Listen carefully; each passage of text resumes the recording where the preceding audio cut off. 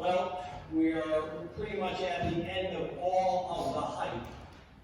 The cameras have been set up. They've been talking about it for weeks.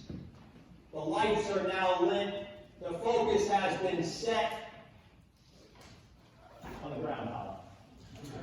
Yes, today is Groundhog's Day. I know we are celebrating the presentation of the Lord in the temple and the purification of Mary, and also it is Super Bowl Sunday, but today is Groundhog Day. And for those of you who haven't heard yet, the groundhog did not see his shadow.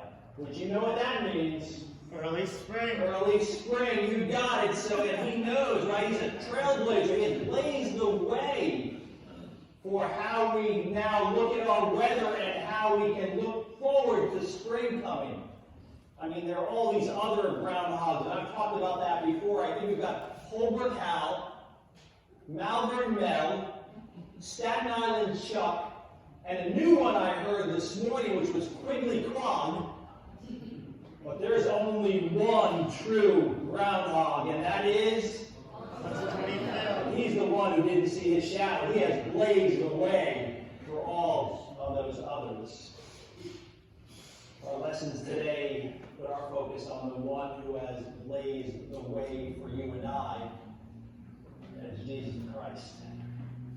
And when we look at our gospel lesson here this morning from Luke, and that presentation of Jesus and that reaction that Simeon has, if we continue on longer in the lesson, we also hear that the reaction of Anna, who spent years in the temple praising the Lord, and now the one who had been promised comes into the temple and is presented. And we hear the words of Simeon in that.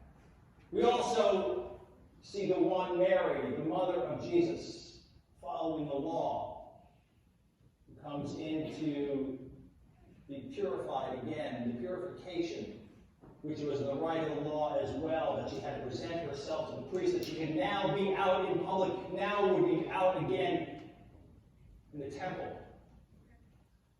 And it's also, as we look at our epistle lesson, a reminder for us again of why our Lord came.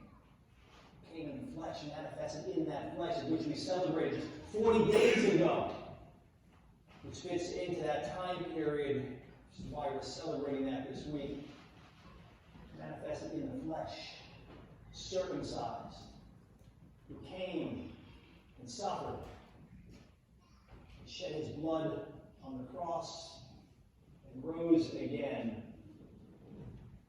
for the salvation of the world.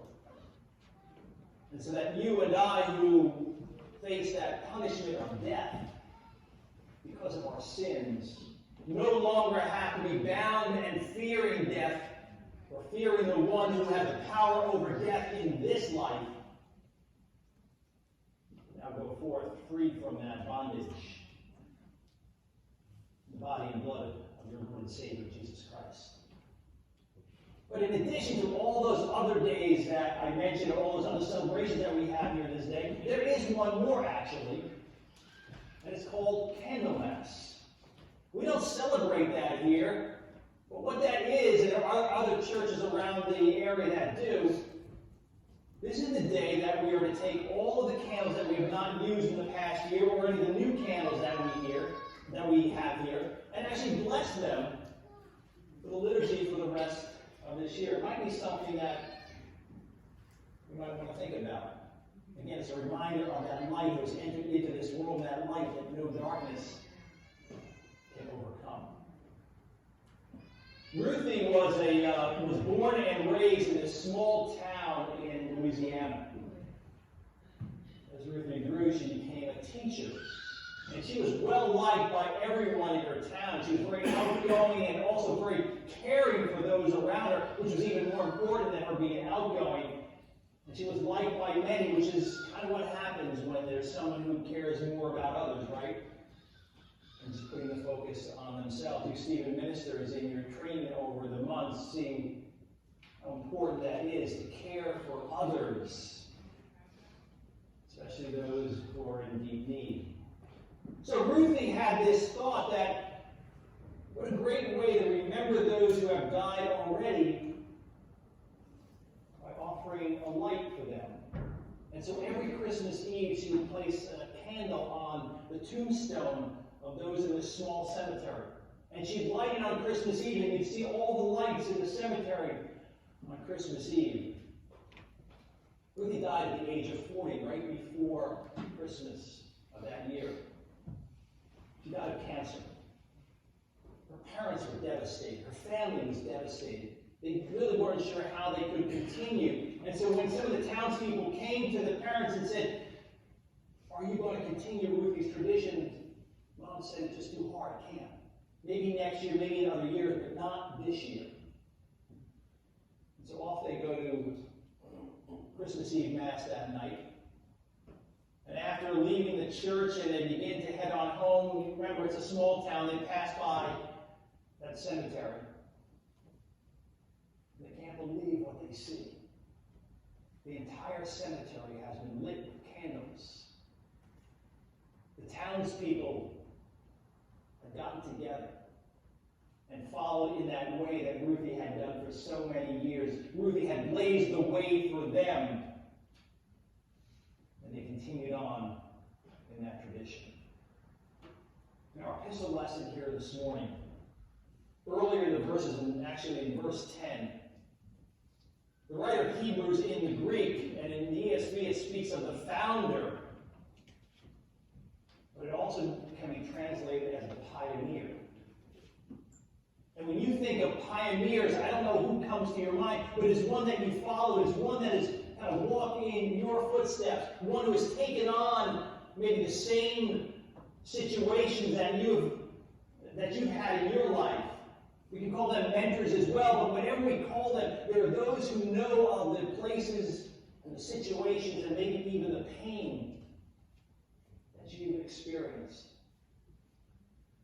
Jesus the Christ, manifested in the flesh, fully God, fully man, has released you from the bondage of your sin and has released you from the bondage of the slavery to the fear of death, that death that currently, at least at this time, the evil one has that control over, and that brings such fear to our lives.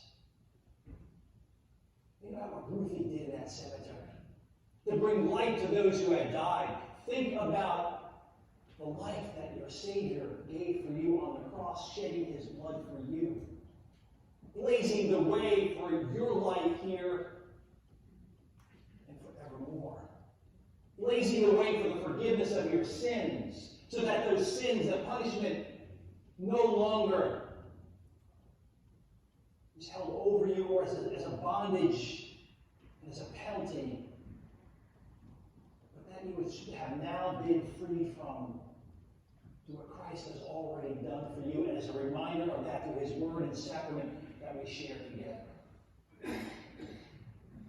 Near the end of our service, we're going to commend our Stephen ministers to service here in this church and throughout our community.